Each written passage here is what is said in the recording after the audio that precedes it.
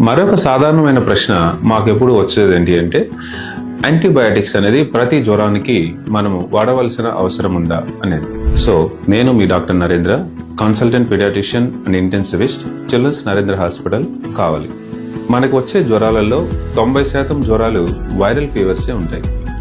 ఈ వైరల్ ఫీవర్స్లో మీరు యాంటీబయాటిక్స్ వాడినప్పటికీ కూడా ఆ జ్వరాలు అనేవి తగ్గవు. యాంటీబయాటిక్స్ అనేవి వైరస్కి పనిచేయదు. బ్యాక్టీరియల్ ఇన్ఫెక్షన్ ఉంది అని మనం అనుకున్నప్పుడు మాత్రమే యాంటీబయాటిక్ అనేది పనిచేస్తుంది. కాబట్టి మీరు ప్రతి నార్మల్ ఫీవర్కి కూడా యాంటీబయాటిక్ వాడడం వల్ల మీ పిల్లలకి ఆ యాంటీబయాటిక్స్ అనేవి రెసిస్టెన్స్ వస్తుంది. అంటే మీకు ఆ యాంటీబయాటిక్స్ అనేవి రేపు చిన్న చిన్న జ్వరాలకు కూడా పనిచేయడం మానేస్తాయి. కాబట్టి ఒక డాక్టర్ని కన్సల్ట్ అయిన తర్వాత మాత్రమే ఆ యాంటీబయాటిక్స్ అనేవి చూసుకొని వాడవలసిన అవసరం ఎంతైనా ఉంటుంది. కాబట్టి మనం అందరం కలిసి ఈ నిర్ణయం తీసుకోవడం చాలా మంచిది. యాంటీబయాటిక్స్ అనేది ప్రతి జ్వరానికి నేను వాడను. అవసరమైనప్పుడు పిల్లల డాక్టర్ రాసిన తర్వాత మాత్రమే నేను ఈ యాంటీబయాటిక్స్ వాడతాననేది ఒక నిర్ణయంగా తీసుకోండి. లేదంటే రేపు భారతదేశంలో యాంటీబయాటిక్ రెసిస్టెన్స్ అనేది చాలా గణనీయంగా పెరిగిపోతుంది. దాన్ని మనం అరికట్టాల్సిన అవసరం ఎంతైనా ఉంది.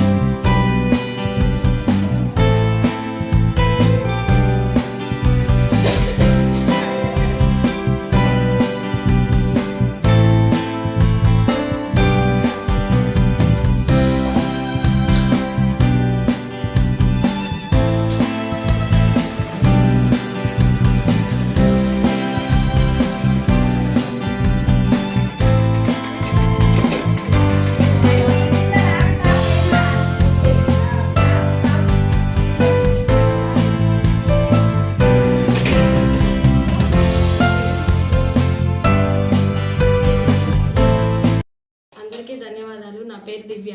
ఈ సంయుక్త సేవా సంస్థలో మేము ఉచిత కుట్టు శిక్షణ నేర్చుకోవడానికి వచ్చాము. మాకు అవకాశం ఇచ్చిన సురేంద్ర సార్కి ధన్యవాదాలు. మాకు ఈ కుట్టు శిక్షణ నేర్పిస్తున్న ఆయిషా మేడంకి కూడా ధన్యవాదాలు. మాకు చాలా వరకు ఏ డౌట్లు ఉన్నా చెప్పుద్ది. మేము ఇప్పటి వరకు డ్రాయరు, లెహెంగా, లోపల లంగాలు, బాడీ పౌడాలు చాలా వరకు నేర్చుకున్నాము. ఇప్పుడైతే గాగ్రా చీలి దగ్గరికి వచ్చున్నాము. ఈ అవకాశం ఇచ్చిన శ్రీనివాస్ సార్కి, సాయి చైతన్య సార్కి మా ధన్యవాదాలు.